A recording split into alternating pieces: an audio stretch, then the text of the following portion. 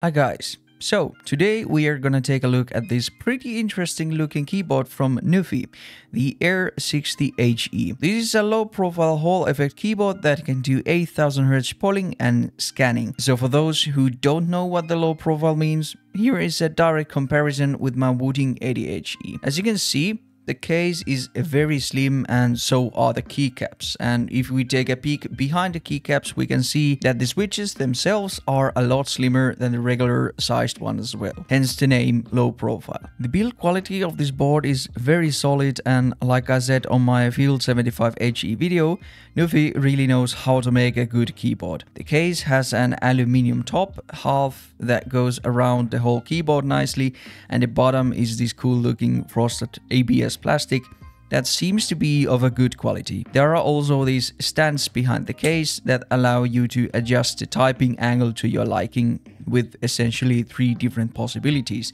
Without the stands, then the smaller stands, and then there's the higher stands.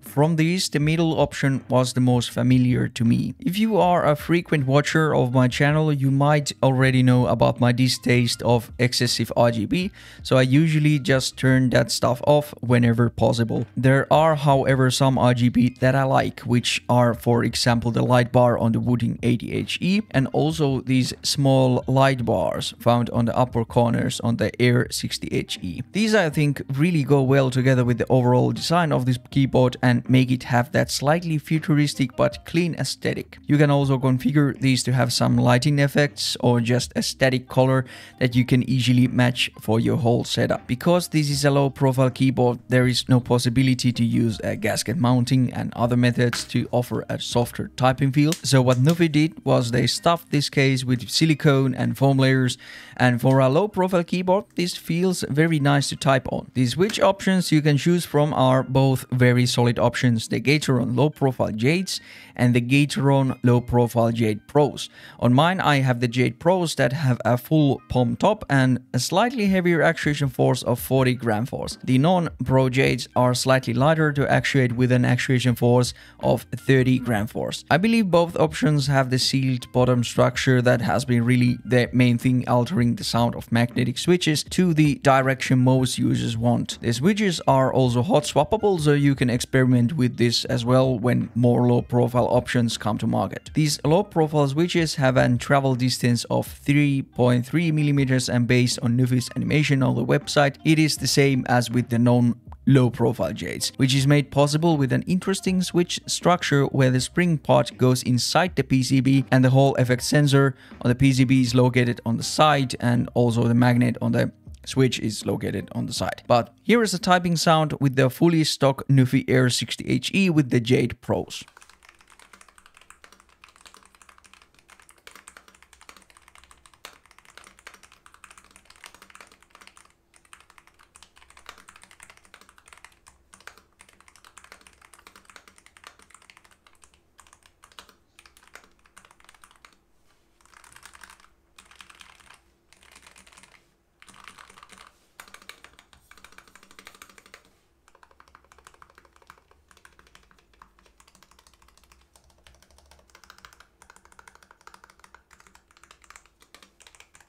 So for me, the keyboard sounds really nice for a low profile keyboard, but of course with less room in the case, there is not as much thockiness as with a good regular sized case. The stabilizers are plate mounted, they have a nice amount of loop, and the spacebar has the spacebar silicone on it, which softens the spacebar bottoming out a bit. The stabs are pretty nicely tuned, so I had no annoying rattling or stickiness on mine. There is one design choice on this keyboard that I hate with a passion, and that is this USB-C port located on the side. On the spot where the port is usually located is this profile switching switch, but I'm just baffled why they didn't decide this so the switch would be on the side rather than on the top. They, however, provide this color matching silicone cable that has this angled USB header, but if you want to use a custom cable, this design is kind of bad. It makes the cable be a bit in a weird angle. Also, this cable is kind of stiff, so it may not lie on the desk very nicely at first. The keycaps they provide are nice die-set PBTs, and they also provide some translucent keycaps for the bright side of the board that give it a very distinct look and a very nice shine through if you like that. You also get non-translucent keycaps if you prefer that look instead of these. And I also tried some regular keycaps on mine, but they have a different stem structure that makes some keys stick at the bottom and most of the keys feel weirdly mushy. I don't really know if this is with every keycap set available, so if you want to do that swap,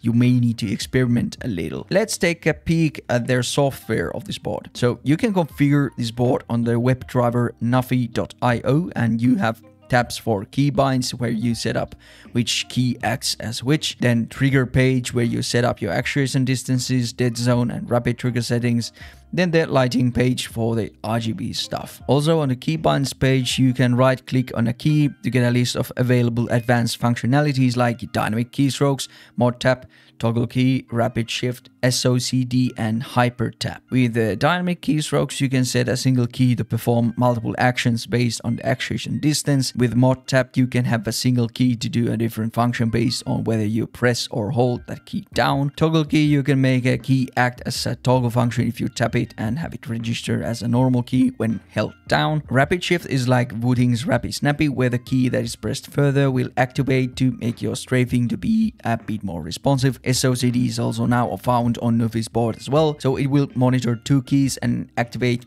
that one that is pressed later to make your strafing even more responsive. And hypershift is another variation of this that makes one key to have two functions, whether it's pressed down or released. So for example, you set your D key to act as also as an A key when you depress the switch. These advanced functionalities work nicely, and with those you can have some very erratic strafing stuff going on if the game you are playing allows that. The only game that comes to mind currently where this is insanity is Overwatch, and some other games like CS2. This stuff is not allowed and will get you kicked from servers. In Apex, I don't really use this stuff since it makes some advanced movement stuff harder or impossible to do even. With this board you can have an insanely sensitive rapid trigger and actuation distances that might even harm your performance, so lower is not always better.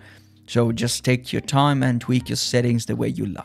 For me, this keyboard was a bit of a learning experience since I'm so very used to the normal profile keycaps with the standard size switches and Cherry or OEM profile keycaps. As you can see, the Cherry profile keycaps are designed in a way that they allow an easier reach to the upper row keys like the numbers and the function keys, while this low profiling is very flat, and if you add some tilt to the keyboard from the stance behind the case, keys feel like they are tilted in the wrong way to me almost. This is of course just a preference thing, and after around a week of use, the profile was more familiar to type on and game on, but it's still a bit wonky feeling for me. For someone who is very familiar with gaming on a laptop, this keyboard will feel a more familiar experience. For gaming use, I needed to tweak my Superglide actuation points quite a bit, and also I needed to learn the angle I needed to press my crouch and jump inputs at the same time.